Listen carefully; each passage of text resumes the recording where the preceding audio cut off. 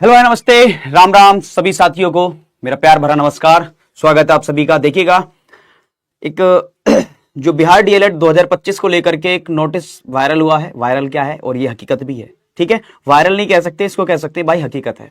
तो जैसे ही नोटिस आया तो सारी की सारी संपूर्ण जानकारी लेकर के मैं आप सभी के सामने आ गया। भाई आखिरकार सिलेबस क्या रहने वाला है, क्या प्रक्रिया रहेगी, क्या प्रोसेस रहेगा, आखिरकार कितने मार्क्स हमारे मिनिमम होने चाहिए जो हमको एडमिशन मिलेगा, ठीक है। चलिएगा, तो हम शुरू करते हैं यहां पर। और आप सभी और बहुत शानदार सभी यहां पर जुड़ चुके हैं। तो देखिएगा, आप सभी के सामने एक बहुत शानदार सा मैं बता दूं आप सभी के लिए सेशन नहीं रहने वाला है कि आप सभी जल्दी से जुड़िएगा, सभी के सभी देखिएगा। बिहार डीएलएड 2025 के लिए संपूर्ण सिलेबस मैं बता दूंगा आप सभी को। एग्जाम पैटर्न क्या रहने वाला है, सारा का सारा ध्यान दीजिएगा। ये किस पर बेस रहेगा, आपका नोटिफिकेशन पर। तो आप सभी देख लीजिएगा भाई, नोटिफिकेशन ये रही, ठीक है। नोटिफिकेशन मेरे ये रही, यहां पर आप सभी देख। अरे भाई ज्यादा बड़ा हो गया क्या? अरे धीरे धीरे धीरे धीरे धीरे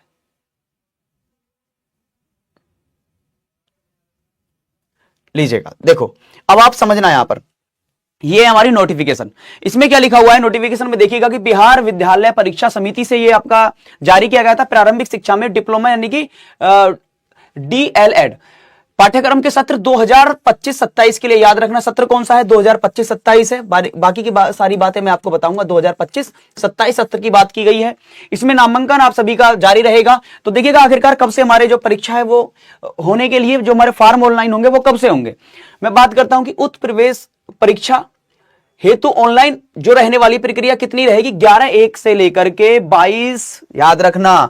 ऑनलाइन कब रहेंगे? ऑनलाइन कल से ही आपके स्टार्ट हो जाएंगे। कल से ही स्टार्ट हो जाएंगे, यानी कि 11 जनवरी से लेकर के 22 जनवरी तक। यहां पर आपके ये 11 जनवरी से 22 जनवरी तक आपके ऑनलाइन होंगे फॉर्म। सारा का सारा कुछ यहां पर दिया गया है, डिटेल पूरी की पूरी।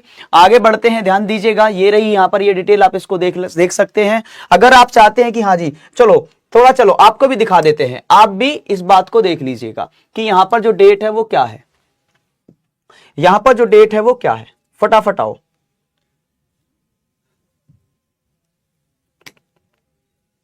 ये तो हैंग हो गया, चलो कोई बात नहीं, सुनो, ठीक है। चलिए कोई बात नहीं, इसको इसका काम है, इसका होने दे। आगे देखिएगा, सारा कुछ मैं आप सभी को बताने वाला हूं कि उम्र सीमा कितनी रहेगी। ये पॉइंट नंबर 4, इसको पढ़िएगा। उम्र सीमा, अभ्यर्थी की न्यूनतम उम्र सीमा 1 जनवरी यानी कि 1 जनवरी 2025 को वह 17 वर्ष का हो जाना चाहिए। सभी कोटि के लिए होगा, यानी कि यहां पर कोई भी कास्ट हो, सभी कास्ट के लिए की बात करते हैं हम सभी को, ठीक है। हाँ, बहुत जल्द भी डेट आ जाएगा, बिल्कुल जी, बहुत जल्द डेट भी आप सभी के सामने देखने के लिए मिलने वाला है आपको। तो देखिएगा यहां पर जो ऑनलाइन फॉर्म हमारे भरे जाएंगे, देखो ये लिखा हुआ यहां पर 11/1/2025 से 22/1/2025 तक आवेदन आपके किए जाएंगे। उसके बाद हम बात करते हैं यहां पर कि भाई जो उम्र सीमा है, उम्र सीमा को आप देख सकते हैं, फटाफट जल्दी से देखिएगा। यहां पर ये लिखा हुआ, दो जल्दी से पढ़ो कि 17 वर्ष सभी कोटि के लिए होने वाला है। याद रखना इस चीज को आप सभी के सभी। उसके आगे आरक्षण की बात करते हैं। सारा कुछ मैं आप सभी को बताऊंगा कि आरक्षण जो होगा किसके लिए, SC ST BC EBC और WBC, और देखिएगा आगे EWS, सबके लिए यहां पर दिया गया है। सारा कुछ आप सभी के सामने भाई वर्णन होगा। तो देखोगे आगे क्या है कि विषय क्या क्या रहने वाले हैं, इस पर सबसे पहले चर्चा कर लेते हैं कि भाई यहां पर 120 प्रश्न होने वाले हैं। बोले कितने? 120 प्रश्न आपको देखने के लिए मिलेंगे। प्रश्न जो होंगे कौन से सब्जेक्ट से कितने प्रश्न आएंगे, सारा कुछ अभी हम देखने वाले हैं।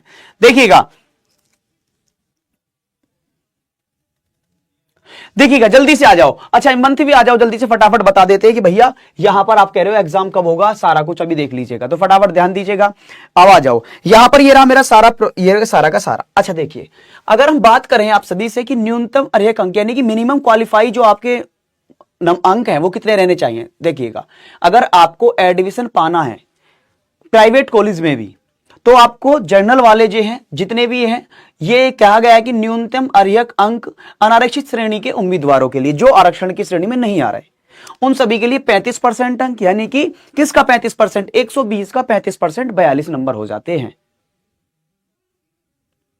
उसके बाद ध्यान दीजिएगा, आगे देखोगे हम कहते हैं कि 30% किसके लिए होने वाला है, जो आरक्षित वाले हैं उनके लिए। 30 का मतलब कितना हो जाएगा? 36 नंबर।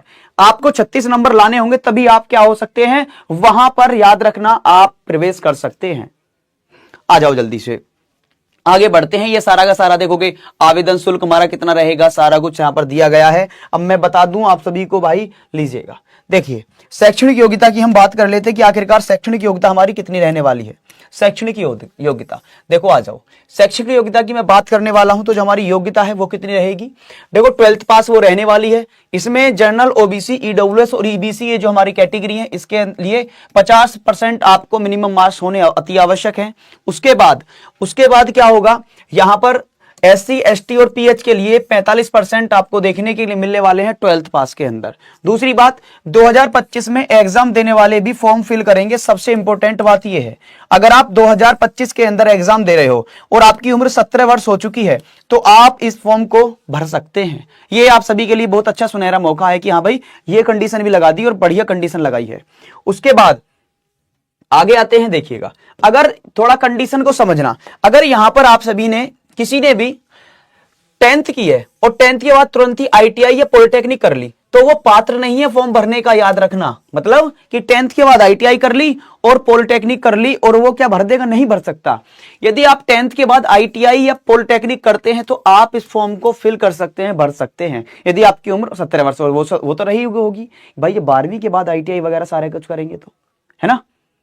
उसके बाद यहां पर आ जाते हैं कि फॉर्म जो हमारे, आपको प्रोसेस जो रहने वाला है पूरा का पूरा समझाता हूं कि यहां पर जो सिलेक्शन प्रोसेस है वो क्या रहेगा। सबसे पहले हमको फॉर्म भरना होगा, उसके बाद एडमिट कार्ड आएंगे, एडमिट कार्ड के बाद सीबीटी एग्जाम होगा, आंसर की आएगी और रिजल्ट यानी मेरिट लगेगी, फिर हमारा क्या होगा, काउंसलिंग होगी, फिर हमारा एडमिशन हो जाएगा। ये सारा का सारा प्रोसेस रहने वाला है आपका, किसका, आपके एडमिशन का। दूसरी बात ध्यान दीजिएगा, यहां पर हम कहें कि आरक्षण की बात करता हूं, किसकी, आरक्षण की, कि किसको कितना आरक्षण दिया गया है। देखिएगा भाई, बच्चा लोगों ध्यान दीजिएगा, अगर उर्दू वाले हैं तो 10% है उनको, जिन्होंने उर्दू पढ़ी है उनके लिए बात कर रहा हूं। दिव्यांग के लिए 5% है, सेना में जो है या स्वतंत्र सैनिक हैं, ठीक है, या फ्रीडम फाइटर है, उन सभी के लिए आगे 5% का यहां पर आरक्षण दिया गया है। डब्ल्यूबीसी, एससी और इन सभी के लिए, महिला वर्ग के लिए 5% का इनके लिए भी आरक्षण है। उसके बाद ध्यान दीजिएगा, सीट कितनी है, सीट कितनी है, ठीक है, सीट कितनी है, ध्यान दीजिएगा, ध्यान दीजिएगा। अगर मैं सीट की बात करता हूं, टोटल कितनी है, 30,600 सीट है। इनको 50% तो साइंस वालों को दे दिया गया है, यानी कि 15,300, और 15,300 आर्ट वालों के लिए दे दिया गया है। उसके बाद हम कहें कि 360 कॉलेज आपके यहां पर होने वाले हैं। कितने, 360 कॉलेज। इन 360 कॉलेज में आपके 60 कॉलेज जो हैं वो तो गवर्नमेंट कॉलेज हैं, बाकी 300 कॉलेज जो हैं वो क्या है, प्राइवेट कॉलेज हैं। तो आप देख सकते हैं कि आपको गवर्नमेंट के अंदर प्रवेश लेना है या प्राइवेट के अंदर। गवर्नमेंट के अंदर कब मिलेगा, जब आपके नंबर अच्छे होने वाले हैं, जब भी आपको गवर्नमेंट के अंदर मिलेगा। उसके बाद आगे आ जाइएगा कि भाई हमारा जो सिलेबस है वो क्या रहने वाला है। सब्जेक्ट वाइज देखिएगा सिलेबस को। देखो, अगर मैं कहूं आप सभी से कि हिंदी या उर्दू, ये ऑप्शनली रहने वाला है। हिंदी या उर्दू जो भी आप चुनोगे उसके 25 क्वेश्चन आपको करने होंगे, उसके 25 क्वेश्चन आपको करने होंगे। उसके बाद मैथ के 25 प्रश्न होने वाले हैं। क्या होने वाले हैं, यहां पर मैथ के 25 प्रश्न, रीजनिंग के 10 प्रश्न आपको देखने के लिए मिलेंगे, साइंस के 20 प्रश्न होंगे, इंग्लिश के 20 प्रश्न होंगे और जीके के कितने होंगे, 20 प्रश्न होंगे। कुल मिलाकर के 120 प्रश्न होंगे और 120 नंबर का यहां पर आपका पेपर होगा। सबसे अच्छी बात है कि आपको यहां पर नेगेटिव मार्किंग नहीं देखने के लिए मिलती है। समय कितना होगा हमारा 120 प्रश्न करने का, 2.5 घंटा। तो आप देख सकते हैं कि 150 मिनट के अंदर आपको 120 प्रश्न करने हैं। समय भी अच्छा खासा दिया गया है। दूसरी बात यहां ध्यान दीजिएगा कि भाई लेवल जो होगा क्वेश्चनों का वो कैसा होगा। सबसे इंपॉर्टेंट बात यह भी हो जाती है, हम कहते हैं कि जो 10वीं क्लास की है उससे 60% आएगा, लेवल की बात करता हूं क्वेश्चन का। 12th से आएगा 40% यानी कि 40%। देखिए यहां पर अगर आपको सरकारी कॉलेज के अंदर जाना है तो क्या करना है, बोले करना यह है कि आपको अच्छे नंबर लाने हैं।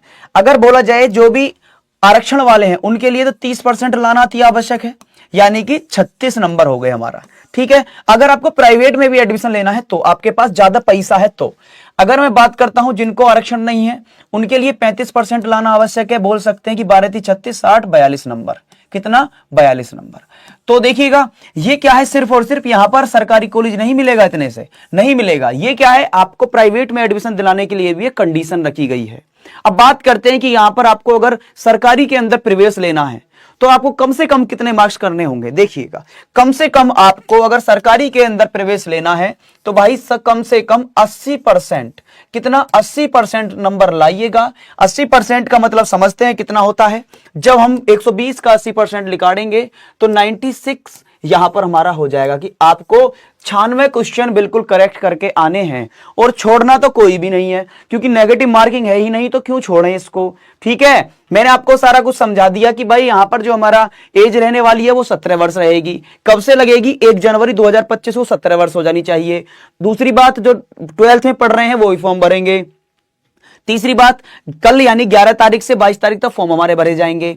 ठीक है, यहां पर जो आरक्षण था सभी के लिए वही बता दिया, और जो हमारा कम से कम जो हमारे भाई देखो ये क्या है, ये सबसे इंपॉर्टेंट बात थी कि जनरल, ओबीसी और ईडब्ल्यूएस और ईबीसी के लिए 50% मार्क्स होने अति आवश्यक है आप सभी के। अगर इससे कम है तो आप फॉर्म नहीं भर सकते, याद रखना इस चीज को। ठीक है, अगर आप सभी इन सभी कंडीशन, ये सारे के सारे जो भी दिया गया है इसके अनुसार आप सभी बिल्कुल हो, उम्र 17 वर्ष हो गई है, 12वीं पास कर लिया आपने या 12वीं में हो अभी आप, तो यहां पर आप इसको भर सकते हैं और अपनी तैयारी को बहुत शानदार तरीके से, बेहतर तरीके से बना सकते हैं। देखिएगा, अरे भाई 80% लाने कोई ज्यादा बड़ी बात थोड़ी है। देखो कैसे भाई, रीजनिंग के 10 में से 10 लाओ। अब समझना, आपको बता देता हूं, किसी को बताना नहीं इस बात को। रीजनिंग के 10 में से 10 लाओ, नंबर जोड़ते चलो, 10 हो गए रीजनिंग के। ठीक है, उसके बाद अगर मैं बात करता हूं यहां पर हिंदी के 25 है। मान लो भाई हिंदी के हमने कर दिए 20, कर सकते हैं, जब हम पढ़ेंगे अच्छे से तो कर देंगे। मैथ 25 के 25 मैथ में हो गए भाई, मैथ देखोगे कर, ये संभावना नहीं है, करेंगे इनको तो हम। बात कितनी हो गई, इंग्लिश की बात कर लें। किसकी, इंग्लिश की। देखो कितने हो गए हमारे, 25 और 35 और 20 55 हो गए। अभी हमको कितने चाहिए, 96 की बात की है ना, तो 40 और चाहिए लगभग अभी हमें। तो अगर हम कह दें, देखोगे कितने हैं, 60 में से 40 नहीं ला सकते क्या, बिल्कुल ला सकते हैं। तो इस तरीके से हम आसानी से यहां पर पा सकते हैं। ठीक है, देखिएगा यहां पर जो भी रहेगा, जिस प्रकार से फॉर्म आपका स्टार्ट हो जाएगा, जो भी प्रक्रिया रहेगी फॉर्म भरने की, उसको लेकर के आप सभी के सामने बिल्कुल भाई क्या क्या होने वाला है वो अभी आपको जाइएगा साइड पर और वहां पर पता पड़ जाएगा कि क्या क्या डॉक्यूमेंट्स हमारे मांगे जा रहे हैं। मैंने आपको बता दिया है। ओके, इंग्लिश मैथ छोड़ दीजिएगा, ओके चलिएगा। ओके, तो देखिएगा यहां पर मैं आप सभी के लिए उपस्थित हुआ था इसको लेकर के कि भाई आखिरकार जो हमारा ये होने वाला है, क्या ये जो बिहार डीएलएड को लेकर के जो हमारी नोटिफिकेशन आई थी, इसको लेकर के मैं उपस्थित हुआ। ये हमारा सिलेबस रहा और आप सभी के लिए सुनहरा मौका है सरकारी कॉलेज चुनने का। तो आप सभी को सरकारी चुनना है तो अपने आप को अच्छे से प्रिपेयर करना होगा और लगातार शानदार तरीके से आपको पढ़ना होगा। ओके, धन्यवाद सभी साथियों को। राम राम, जय हिंद, जय भारत।